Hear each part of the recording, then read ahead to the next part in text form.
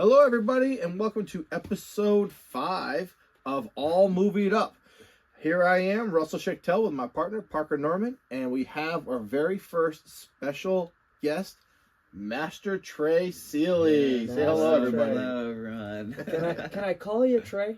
I guess, yeah. All right. Why do we call you Master Trey? I'm a 5th degree Taekwondo master, and I also am a black belt in Hapkido and Gumdo. So Yeah. I do it all. Yeah. Try No to do need it to all. flex. Okay. Okay, sorry. He's earned the flexing. You've been training for how long? I just went on 20 years. Yep. Training for 20 years. Yeah. He's only 19 years old. For real. That's just crazy. He's like Chuck Norris. Like you were earning your belt in the womb. Exactly. Well, we're here for a very special episode, covering a classic, probably one of the classic movies of the 20th and 21st century, the Rocky Horror Picture Show. Which I am so excited because this is one of my all-time favorite movies. As you can see from Parker's demeanor, not his. Yeah. Where do you stand on this movie? It's like pretty up there with like ranking. It's like close to number 1 with me. It's like probably like neck and neck with other movies, but I love it. All right. Yeah. So what do you think? Did we get started? Yep, we're all movied up. Yeah, there we go. He did the thing. So, listen, if you're watching this podcast, chances are you know Rocky Horror Picture Show. So we're going to do something a little bit different on this episode. We're not going to go scene by scene and explain everything. But for those who are tuning in that may have never seen this video or this movie, quick synopsis. Couple at a friend's wedding, decide to get engaged, decide to go visit their old high school teacher where they met. And then on their way there, they encounter a torrential downpour, get a flat tire, and they end up at this castle where there's a big event going on, and songs ensue, and debauchery ensues, and there's meatloaf. Just that's it. That's it. Honestly, with that scene, Yeah, there's meatloaf. just meatloaf, and then like And that's in the a end way another form of meatloaf, cannibalistic loaf, right? I guess. Anyways, things just kind of happen. There's these aliens, and they're just having sex with all these earthlings, and 2 aliens are kind of tired of all the sex, and they want to go back home to Transylvania. And that's the movie. And that's why it's Trey's favorite movie. And done. Did we all get moved up? That's a wrap. Yeah, Trey's actually an alien from Transylvania. That's why. I believe Parker and I have commandeered, collaborated, I don't know what word you want to use, for some questions that we want to ask you to kind of get to know you a little bit. Because, you're not much of a movie person, are you? No, I watched like very few movies. That's a good thing you're on a movie podcast now. Yeah. So when you say that this movie is like on the upper tier of movies that you watch, is that only because you only have like 5 movies that you see? Yeah. It's like The Wizard of Oz, this one, and Spirited Away. Yeah, Spirited Away. Oh, that's a good one. Isn't White Chicks one of them? You can do like White Chicks and Medea. Wait, that wasn't a Mean joke? Girls. You really like White Chicks? Yeah. That's White a Chicks great is, movie. Like, very. Why do we very, not very... do White Chicks? Yeah. We're doing this one. Parker's like, I can deal with that. God, there's so many other better choices. Question number 1. When did you first watch or like become aware of Rocky Horror Picture Show? It's funny. I actually found out about this movie through another movie. So I was watching The Perks of Being a Wallflower. Great movie. Yes, yeah. yes, That, You guys are just best friends. We are. Like that's why I'm on this side of the table. Seriously, that movie pulls at my heartstrings. It's so good, and the book is. I never read the book, just the movie. Yeah, just the movie. So that one. I didn't read it either, but I was just trying to be cool.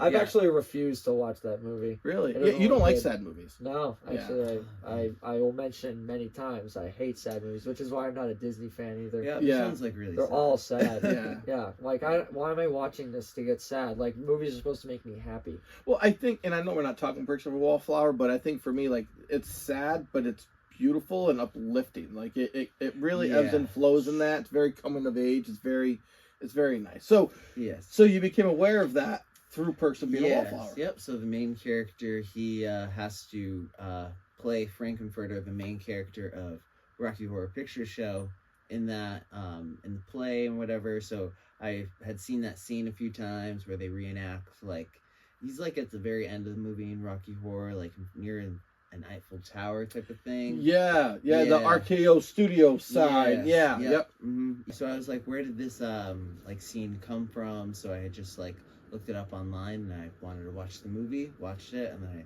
fell in love with mainly like the soundtracks that are involved with it. Yeah, especially because it like hits you in the first opener with like a musical. So. Yeah. Damn it, Janet. Yeah, I love it. Yeah. I had a friend, Janet, and she would slap you every time and say, "Damn it, Janet." I would too, though, if I was Janet and I had a song written about me and someone just kept, I mean, there's no songs about a Russell. Oh, Russell. Oh, yeah. Oh, yeah. So I don't know what that's like, but for her, it was one too many. I gotta say, he said he likes the music. Yeah. I also kind of like the music. That's an upside for me, is the music. Yeah. Only a couple of them. The first song, like with the floating lips. No, that's the best one. That's okay. I like that one. I'm not saying I don't like that one. That one's good. Time Warp, though, is a very good song. So good. Yeah, do you like Time Warp? Yeah, that's actually my least favorite. Really? One. Yeah. Wow. So like, backwards. Like, I actually don't like that song. What about it? It like rips. I don't know. Just like everything about it. Just like the words. Is this one of those things where like Just because like everybody loves it? No, I don't know. It's just like, the song just does not vibe with me. Yeah, all the other ones, yeah. There's not a so good. Master Trey's it's Nicki Minaj, right? Yes, Nicki Minaj fan. It doesn't have the Nicki Minaj vibe.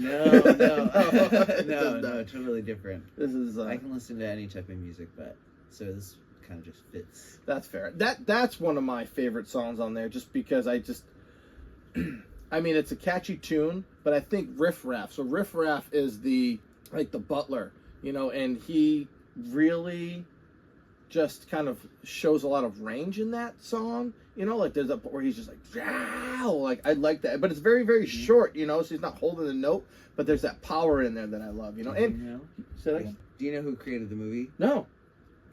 I'm trying to make you look good. Did you know that he was also the creator of yes, the movie? I did know that. Yeah, yeah. Parker's like, you tell him this guy. Sorry, that's like who created the movie. That's like the basic thing. All right, cut. Try that again. Ask me again. Do you know who created the movie? No.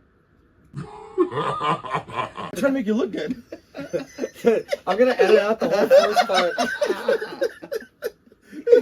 You know what it is? No.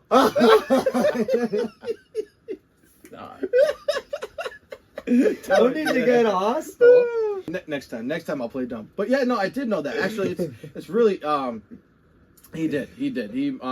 He wrote it, and he wrote all the songs with his partner. So it was, I did. That's pretty cool. I'd have to say, other than Time Warp and Frankenfurter's reveal, right? Sweet Transvestite. Yes. I'd say my favorite one, and I honestly, it's funny because I say it's my favorite, but I can't remember the title, is the one after the dinner scene where he's chasing Susan Sarandon up the stairs. Oh, yeah. Oh, I remember that one. Yeah, you're gonna have to insert this. Yeah, we're gonna have to insert. I thought all the songs. Insert now. I thought this music got like slightly worse as the movie went on.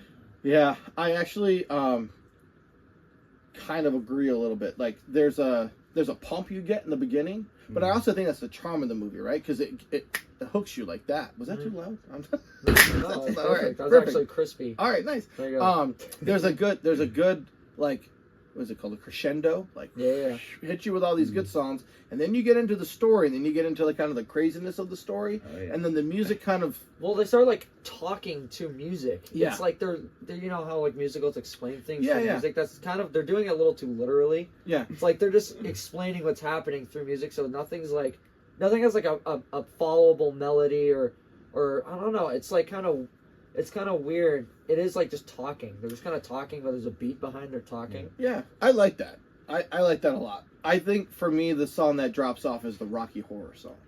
When he's when he comes alive and he's hanging from the chandelier, that one is so bad. Yeah. But I mean, not Hopatootie, Don't Dream It, Be It. Like those are great.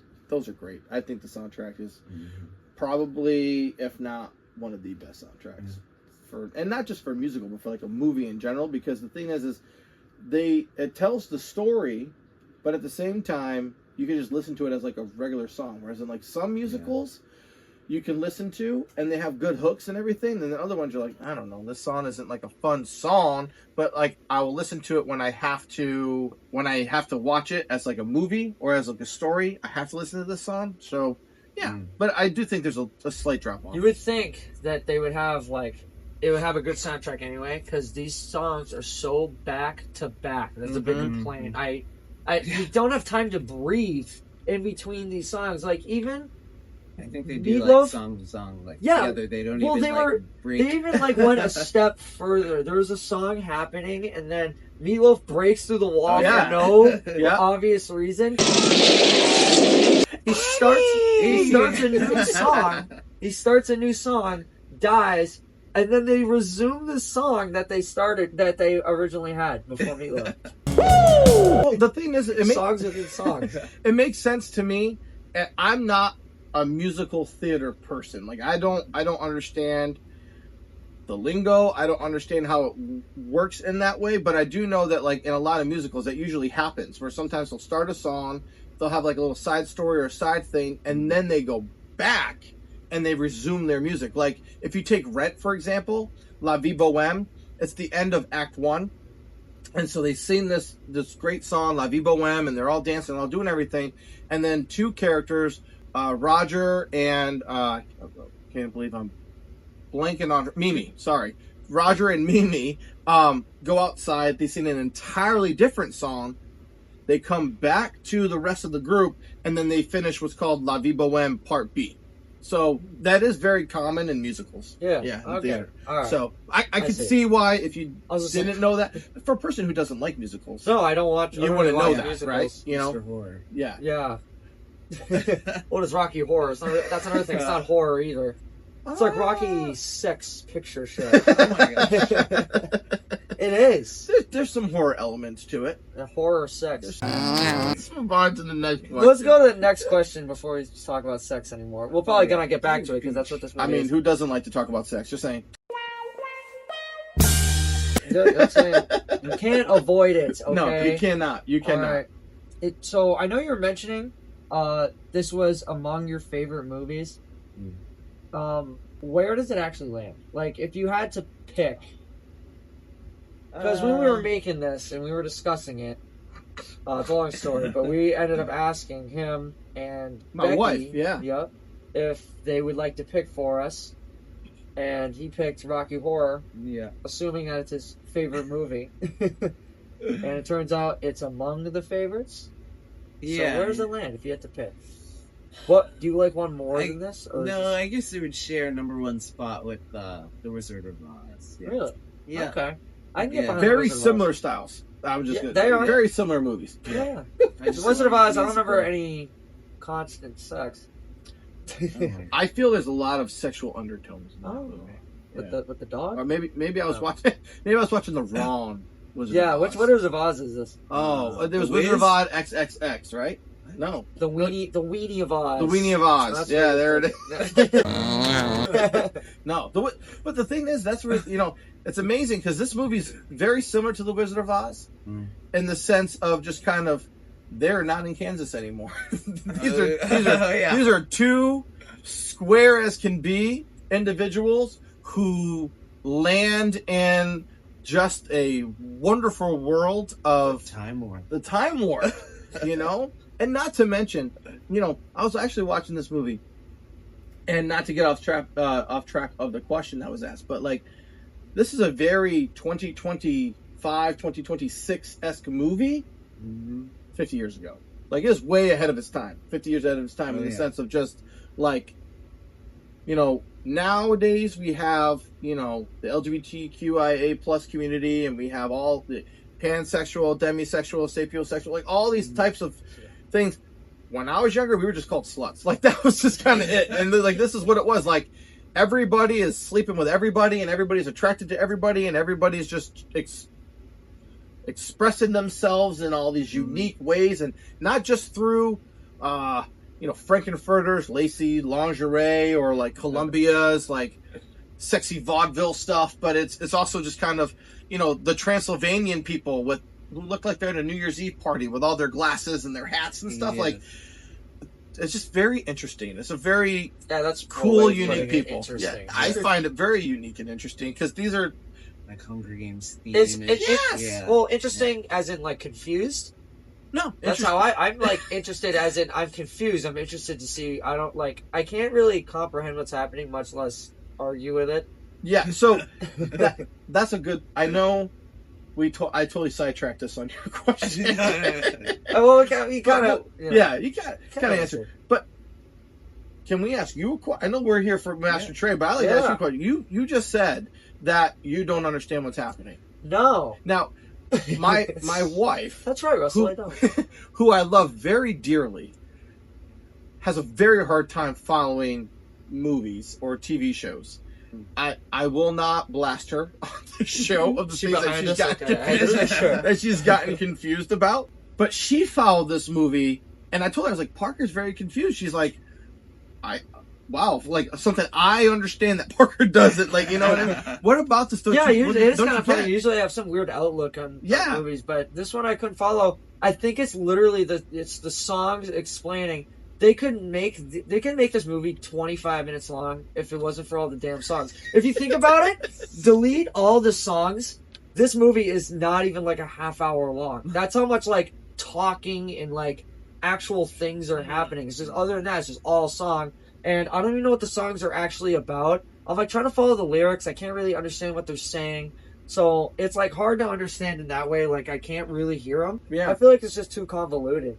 It's too convoluted with how they set it up. I think the songs make the movie, not the movie makes the song. He read the question. That is literally a question of mine. Oh, yeah, you see that? Yeah, he saw it. He's not that profound. I'm profound, though. I'm profound. Yeah. I think it's the opposite. And like opposite. It's like the songs take away from the movie. All right.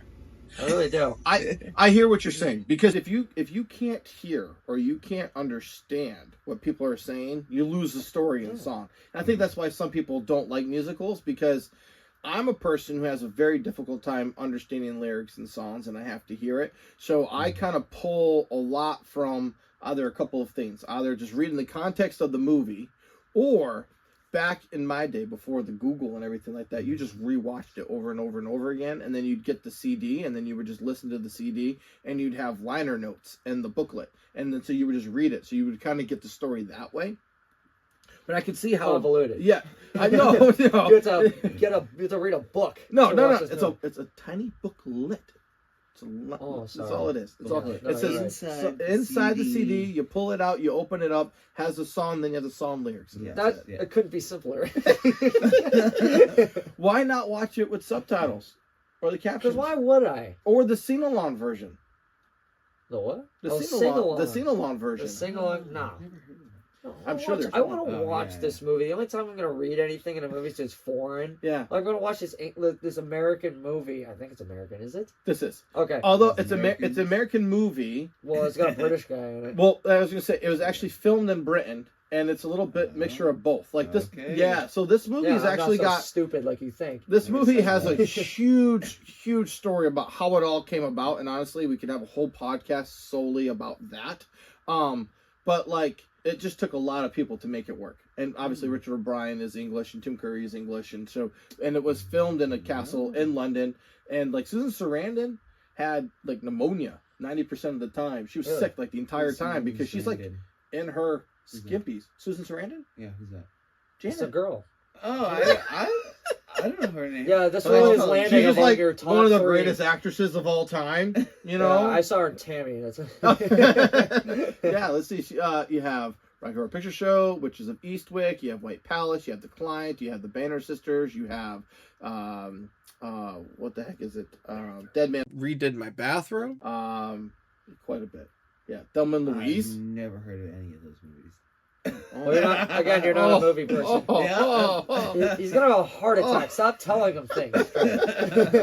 I was like waiting to hear a movie I've heard. Yeah. So anyway, so she was sick the whole time, but it's actually it's a really unique story. But I won't take up our time talking about all of that because again, I bet a lot of our viewers already know this because Rocky Horror is such a global phenomenon, and it resonates with a lot of people for a lot of reasons. But why does it resonate with you? Like, what about this movie, other than the music? Like, what about it? Like, either resonated and made you feel like not being a movie person. Like, go back and rewatching it. And I also know that you're not much of a collector either, as Parker and myself are with the memorabilia and stuff. But I was with you at a Comic-Con where you bought a picture. Yeah. So there's something about this movie. There's something about this movie that speaks to you. What is it? I don't know. I just say like definitely like the music. I'm always just been like a musical person where I like to sing along. So it just happens to be a movie that I wanted to find more about through like The Perks of Being a Wallflower and stuff, and the songs really stuck with me. So I don't really have. What about the characters? Yeah, I don't know. I'm not. Do the characters resonate? Do you like find a specific character that you like, or specific scenes that you think of? If you hear the name of the movie Rocky Horror Picture Show, what's a scene that comes up? I think there's a very high chance it will be a sex scene, I'm guessing. No, it's like 80% of the scenes. No, it would be like the like where it's raining for them. They're like, she has the newspaper on top of her head. There's a light. Yeah. Okay. Well, with that, I'm glad you brought that up because I have a thing. I have a thing with that scene. What's the thing? You know how they blow the tire out and then they're like, oh, well, there's a castle back down there for some reason. They get out. He's like, all right, I'm going to go check it out. She's like, I'm going to go with you. He's like, there's no point in you getting wet. She's like, no, I'm going. Whatever. Okay. Go. They walk over. They then like stop to sing in the rain. I'm like, this is not good timing. And then literally as they walk up to the door, I'm cold. Starts complaining. One, you said you were going to go and do it. You insisted. And two, you stopped for 4.5 minutes to sing in the rain. It's absolutely ridiculous. The thing about movies is we have to, just let go of what we think reality is, right? We have to suspend reality in our belief of it. Because it's the same thing where, like, a lot of arguments can be made about any of the movies that we watch that are supernatural or horror in itself. So with a musical, the idea is that really in their life, they're not singing. They're like, the actors are telling the story, but maybe that's how I view musicals, that like, they're not really singing. They're telling a story, but they're living it in a way that's maybe more real for them. I guess. Yeah. This is all just bullshit. Is there anything you dislike? Is there anything you genuinely don't like about this movie? Because we asked you, like, do you have any favorite parts? Like, you can say right now if you have, like, a specific... We already asked you about the scenes and the songs. There's, like, a specific part that you really like. And is there a specific part or scene that you really dislike? Probably, like, where Frankenfurter's in the bed with Janet and with Brad, yeah. Probably like those scenes. I could deal with that. Is it because like just the content of them? Yeah.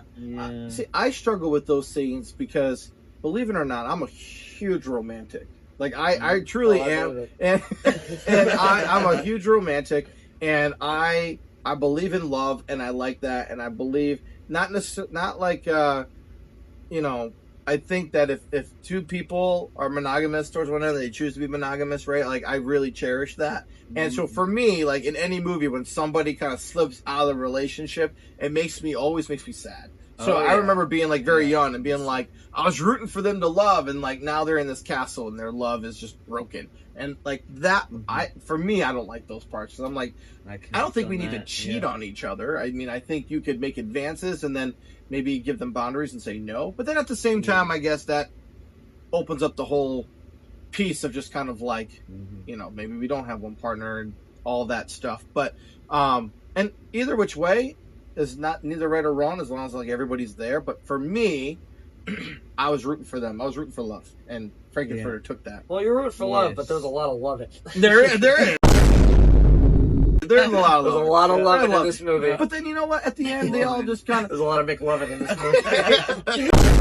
The fact that the infidelity does lead me to like one of my favorite parts of the whole movie, and it's like the old vaudevillian stage act where like they're in the laboratory, and you have Dr. Scott, who is the teacher. He ends up at this castle. We never really know why he's there. Like, he's the uncle. Mystery. Yeah. Oh, that's right. The uncle of Eddie. Yeah. But Eddie's not there for any reason, so he actually is there. He doesn't like add any significance other than he's like kicking his legs in the thing.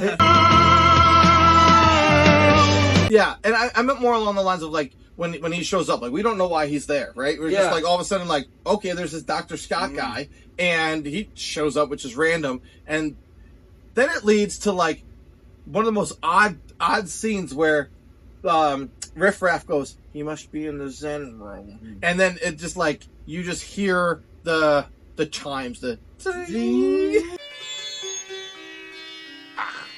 he's in like this little Zen room, and then all of a sudden like the floor, he just starts shooting up in his wheelchair, like just all around through the house. I'm not gonna lie, I love that scene.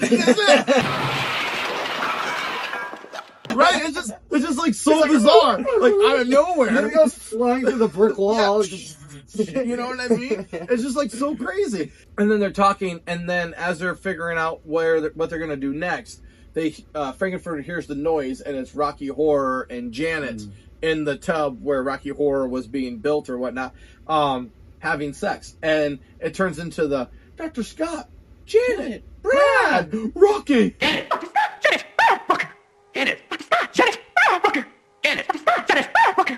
Like, I love that, like, the whole thing. Yes, it was on endless loop. Just over and over. Like, oh my god. And I they had to fit in another 8 minutes somewhere. Honestly, it's one of those things where I wish they referred back to it at some point in the movie, because it is just such a funny gag, and it's just like it's truly genius too, because it's all different pitches. Like, do you know what I mean? And I love it. Yeah, it's so good. So, but you know, that's how it.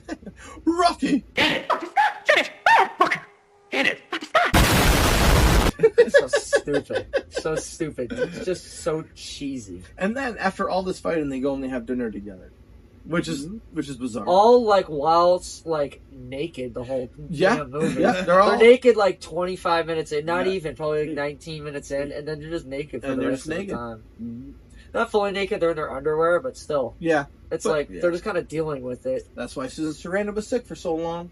Which also leads me to, like, if we're talking favorite parts, I don't know how you feel about this, but for me, this movie is completely, you don't know what decade you're in. You know, like, Brad and Janet are kind of, you feel like they're a couple from like the 50s. You know what I mean? Yeah. And then you have the Transylvanians that just are otherworldly, literally, right? So you're like, where are we? Like, the cinematography is all there. Like, you have no idea what the timeline is. Yeah. And then as they're eating dinner, Frankenfurter has an electric turkey carver. Yeah. Oh, yeah. and nobody else may find this funny, but I think it's hilarious, where it's just like this random ass shit. Like, there's this Zen room where this guy can go like this, and all of a sudden we just have like this, let me just cut you off a slice. Yeah, and then when Columbia's trying to talk to him, he's just like, like her with the knife. So one of my questions is how does a sequel help or hurt this movie? Or like, what would you even think of a sequel? Like, how would you think of it? If they did like a sequel now or a reboot now? No, I could not be behind it. No? No. It just needs to just stay where it was, yeah. What if I told you there was a sequel to this movie? I don't know if I would see it. I probably would just boycott it. I don't know. Just because I wouldn't want to. I mean, if they include Tim Curry, because he's still alive right now and stuff, and the other actors, I guess, yeah. I guess I can see what you're saying because I hate like either 30-year like separated like sequels. Yeah. Like they made one in 80 whatever, and then like 30 or 40 years later they make another one. I feel like it's just so unnecessary. They just like bring back like the Jurassic. It's also like it's like you have a very high chance of ruining it. Oh yeah. I have a lot of feelings about reboots and sequels, and I think there's some that are good, and I think there's some that just never should have been made. But before we started recording, I told you guys I had information for you guys that I wanted to share with you. About that. There is, and I don't know if you folks at home know this. Well, the true Rocky Horror fans, they know. There's a sequel out there. It was made in 1980, I believe, right? Really? Was that my notes? Yeah, 1981. When did the original come out? The original came out in 75, 76. Because the poster says it's a different set of Jaws, which I think is I got funny. you. Oh, which also Jaws came out in 75. Yeah. Okay. So this came out in 81, so it came out 6 years later, and it's called Shock Treatment. And I'll tell you, the Manchester Public Library has a copy of that movie. Yeah. And I rented that movie over a decade ago. And I've watched it several times since. Not my favorite. It's one that I'll probably watch every 5, 6, 7. And it's called Shock Treatment. It has none of the original cast. But Richard O'Brien is in it as another character. And it follows Brad and Janet as they leave the castle. A new Brad and Janet. As they leave the castle, because Rocky Horror takes place in a town called Denton, right? And so they're in Denton, and they end up in this town, where the town is like, easiest way to describe it, the entire town is set like it's being watched by, like you're on TV. And Truman Show? No, it's a little bit different than the Truman Show, and I can say that I have not seen it in maybe like probably 6, 7 years. Yeah, you know what I mean? No, I was gonna say like maybe more like 7, 8, but anyways, I definitely think it's worth the watch. Because it's so bizarre and it's a whole other thing, and actually, well, because the thing is I mean, Rocky Horror, as most people know, did not do well, was a complete and utter failure, and then through these midnight showings in the Greenwich Village, I think it was Greenwich Village in New York, like it started to get a following, so much of a following that there were people who they dressed up, as we all know. They have these midnight showings where people dress up and they yell and they scream. But like this happened authentically. It was never anything that was planned or anything. People just started naturally acting this way in the theater. And there's this woman, her name was Dory. I can't remember her last name. I think her name was Dory. Like she was Frankenfurter, and people would come to see her perform Frankenfurter in the theater. And one of the gentlemen that ran it was actually studying to be a priest, and then decided that after seeing Rocky Horror, I don't want to be a priest anymore. I'm actually a gay man, and this is what I want to do now. And then and so it's really cool. So, but anyways, Shock Treatment did not have that second life after the initial viewing. It was one that just got panned. The music isn't that great.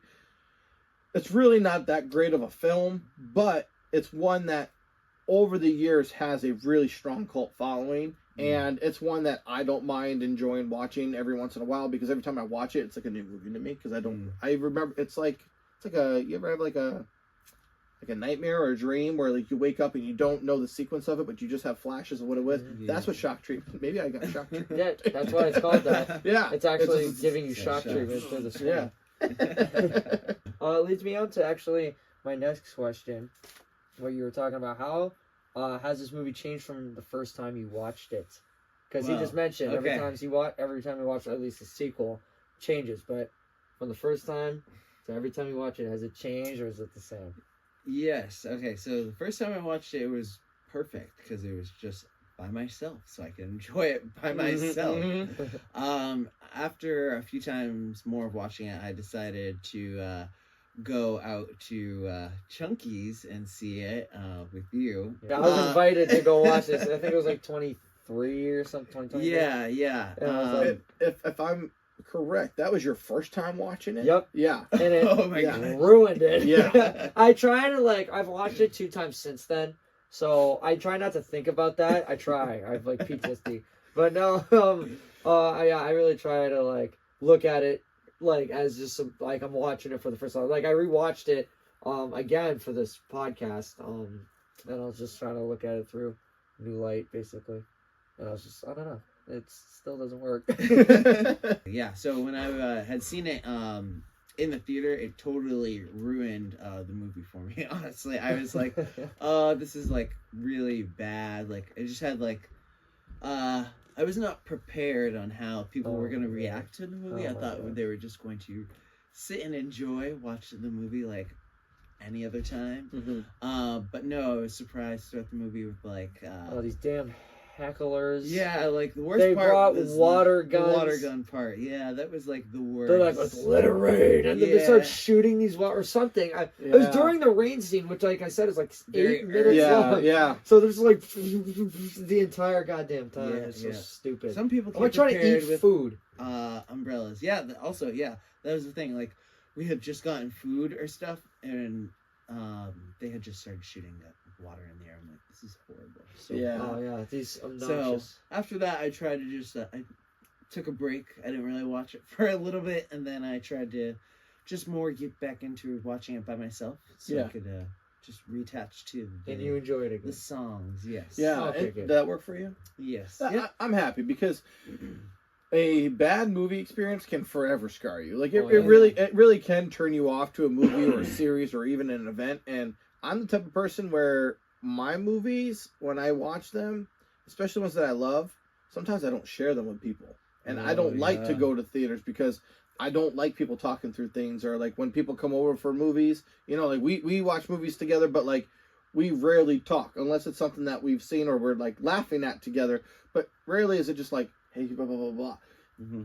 I can't do that. Like, if there's a movie I want to watch and my wife wants to watch, I watch it first because we're going to have to stop it a million times. Or if we go to the theaters, she's going to have to go to the bathroom 5 times. And then she's going to ask me what happened. And then there'll be times where we're watching a movie we've never seen. And she'll be like, what do you think's going to happen? Yeah. I'm like, I don't know. I've never seen it. She's what's going on? Who's that? Yeah. And then she'll be like, oh, wait, hold on. I think he was in Gossip Girl or in the OC or some of those shitty shows from the 2000s that, she would watch. And she'd be like, okay, hold on. I'm like, this is important. No, I know. I got to find out who he is. I can't do that. So I have to watch it first. And especially if it's a movie I think I'm going to cry at. And then I'll cry because then she makes fun of me because my wife doesn't cry. She's tough. My wife's tough. and I'm a big baby. And then so it's either like I need to get the emotion out, and then that way we can pause it. She can go to the bathroom 1,000 times. I don't need to cry. In the new bathroom. Yeah, in my new bathroom because I just redid my bathroom. Yeah, no, for me, I went to something called a View Askew-a-thon for Kevin Smith, who's one of my favorite directors. It was every movie from the View Askew universe. It was 9 a.m. and we didn't get done until 2 a.m. It was awesome. But the thing is like, who cheers everybody on? Like, if there's somebody, are we boring you? No, I've had a long day. You did have a long day. You worked all day. Yeah, I've been up since 8. 8.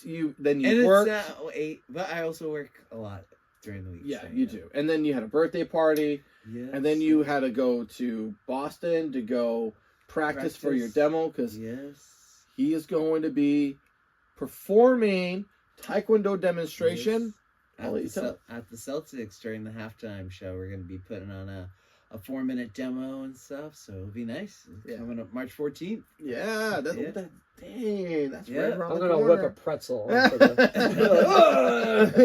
Do better. I'm going to throw it at you. So, I totally forgot what I was saying, but that's awesome. If you don't mind shifting. Let's shift. A couple more questions to ask you, but I do want to I want to bring up a couple things. Yeah. We pretty much went through everything I like. There's 4 things that I said I like, which is the Floating Lips intro song. Yep. Yeah. I didn't bring up, I like Riff Raff, the character. He's awesome. I think he's just funny. He's just like this, I don't know, he's like the most interesting character to me. He isn't like super weird. Yeah. He's a little bit weird. Time Warp song I like. Everett Scott, who breaks through the wall by the magnet or Yep. whatever. I like that. But there's 13 dislikes, and then I also wrote noticed. I like stuff I noticed, and then like stuff I'm confused with. Okay. Sorry, is Rocky a sex slave? Yes. For Frankenfurter? Yes. I knew it. Yeah. That's I actually did follow the movie. I'm like, Yeah. this is so weird. Yeah. So to kind It's of so weird. wrap that story up for you, this is why it kind of became so convoluted, right? So Frankenfurter comes down, and then he just pretty much takes in these Earthlings and then uses them for sex and kind of uses his charisma to manipulate them and bring them in. So Columbia is an Earthling that had an affair with Rocky. And then with Frankenfurter. And then Frankenfurter got bored with her and then started to have sex with Eddie. And then got bored with Eddie and then blocked him up in that wall. And that's where he came out. With a motorcycle. With the motorcycle. Didn't even know that. Yeah. That's what how do you know this? I will explain in a moment. And then, Oh my God. so then he got bored with Eddie and then decided that he was going to make a Frankenstein-esque monster and Rocky Horror, which is why in the movie he says, I knew it was a bad idea to, take half of each of their brain. So it's alluded that there's like brain surgery done where he took half of Columbia's brain and half of Meatloaf's brain, put them into Rocky to create one brain. And that's why after he murders Meatloaf, Columbia gets all upset. And then she comes down when they have the Medusa, and turning them into the ceramic statues. Oh, yeah. And she goes on her monologue about how all he does is take people in, chew them up, and spit them out. Mm-hmm. And she was like, you're doing the same thing to I forget the exact words, but she says something to the effect of like, she did the same thing to her with Eddie that he's doing with Rocky to Eddie and blah blah blah blah. So that's how I know, because she says it. Okay. It's not through song. Though. No, it's not through song. No, it's through her very well performed monologue screeching of yes. yeah. Or squealing. I love Columbia. I think she's one of the best characters. But so that's okay. So that answered a couple questions, like why did Meatloaf bust through the wall? But it doesn't answer why he like busted through the wall just then. Why couldn't he do that the whole time? He waited in there for days or whatever. They opened the thing. I don't know. Yeah, I mean, I think probably was that laboratory is like really empty, right? And so my thought is like it was cold in there. He was frozen. Mm-hmm. His head was cut. And we also have to, realistically speaking, I don't think these things were thought out very well. That's my point. But at the point is like, it's just kind of like, again, it really gets better with each watch because you pick these things up. Because my thought is, the reason why Eddie's head is cut, right? Exactly what I said. He did brain surgery on him. Took off half his brain. The motorcycle game, we don't get too much in there because they're not the Transylvanians that are inside the castle. But my thought is they're Eddie's group, motorcycle group.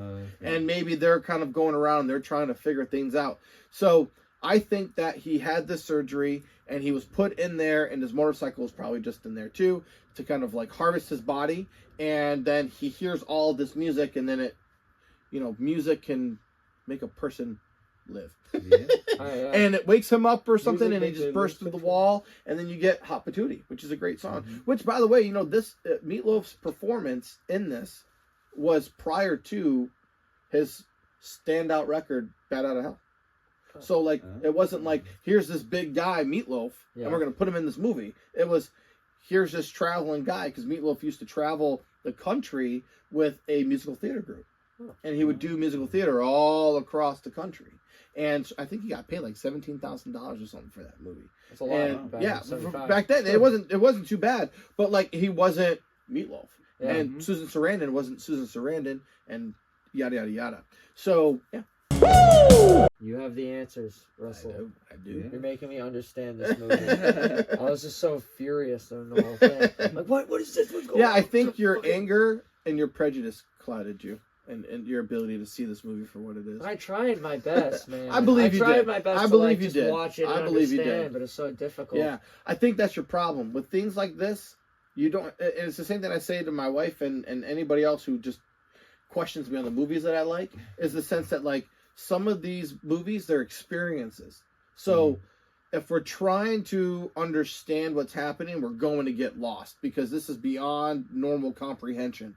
So when we sit back and just soak it in through osmosis, then I think that's why it resonates so much with so many people. Because for me, it was when I first came across Rocky Horror, I think I was about 10 to 12 years old. I watched a lot of questionable movies when I was younger. You just wait till our next one.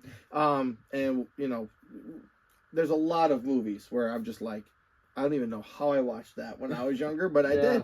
So with that, sorry to interrupt. No. When I was a kid, my dad showed me Master and Commander. I would watch Master and Commander. The Russell Crowe movie. Yeah. I don't know how I watched that as a kid either. Yeah.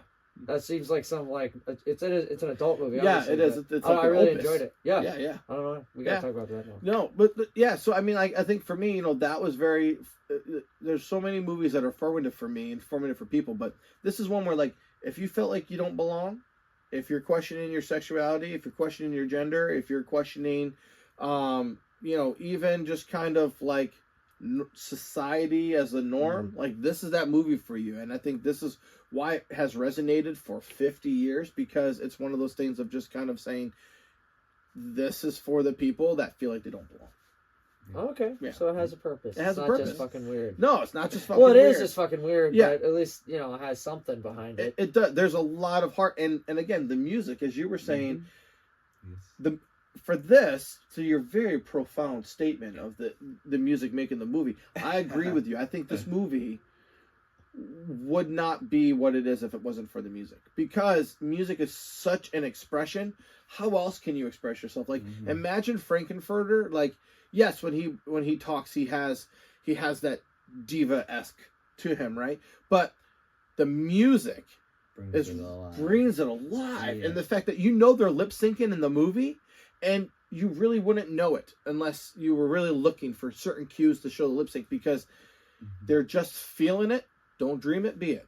You just have to allow yourself to come back and, like, not even worry about what's going on and just follow it.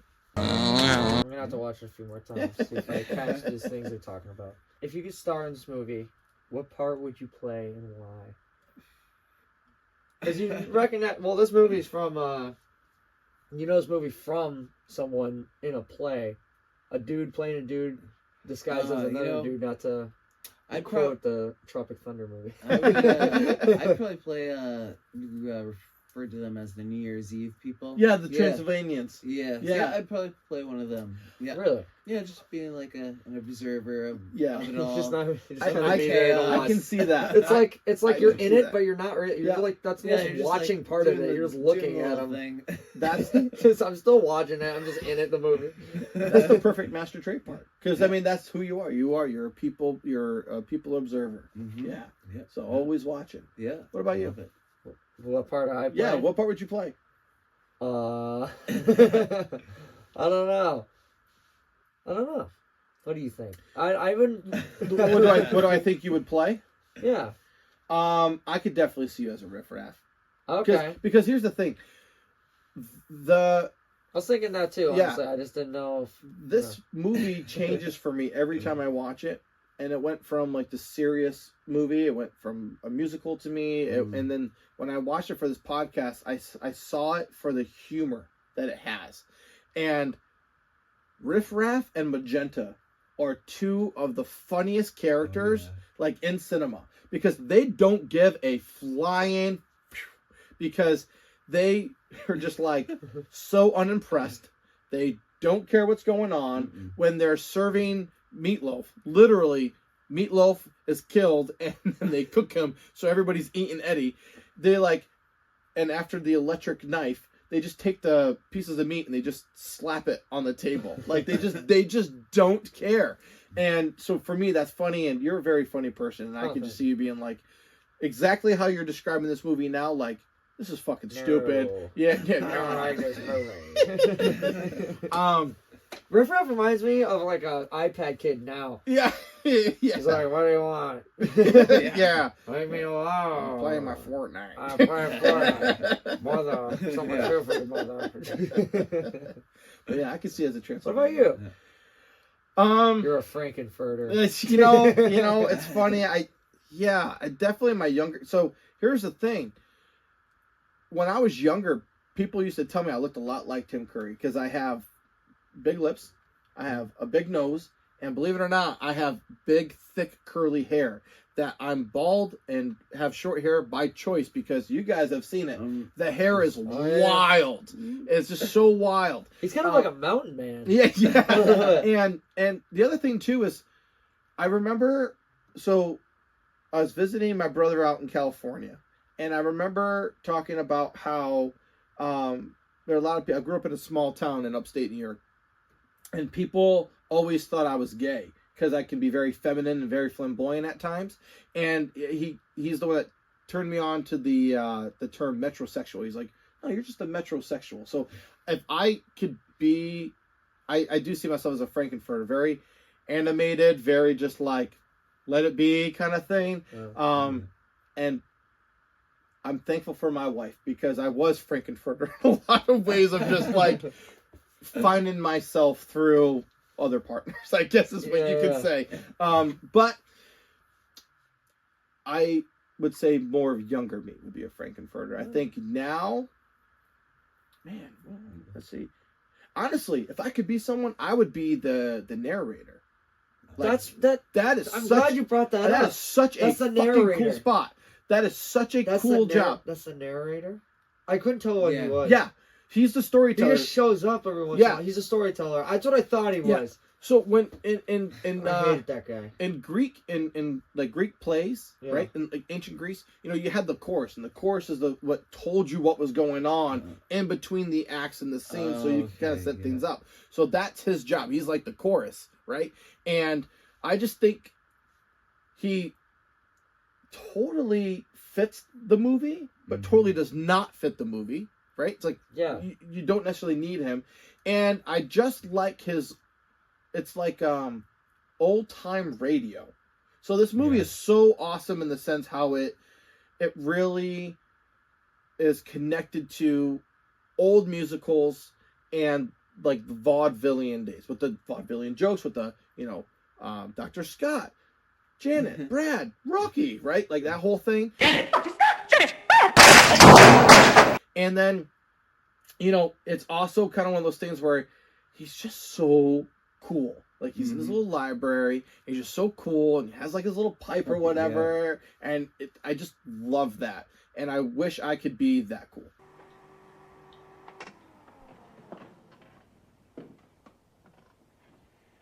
Redid my bathroom. Like I could be Frankenfurter. Frankenfurter is like kind of part of who I am. And so like he is so outside of who I am. I wish I could be that cool, calm, and collected. Yeah. No offense, I kind of hated that narrator. It's all right, man. Probably because you're just like, I was just like, who the fuck is this guy? Yeah. Stop. He's so annoying. So we're coming up on an hour. I know you were nervous. I know you were nervous for this, and I'm gonna say I think you did a good job. You keep talking. Zip it. No, I'm just kidding. Everybody, please give a huge like and subscribe and shout outs to Master Trey. Okay, I can't wait to see those comments. Master Trey, I want to thank you so much for coming on the podcast. I know this is so outside your comfort zone, so we really appreciate it. We cherish your friendship. Any last minute questions for the master? For the master. No. All right. Master Trey, take us away. We're all movied out.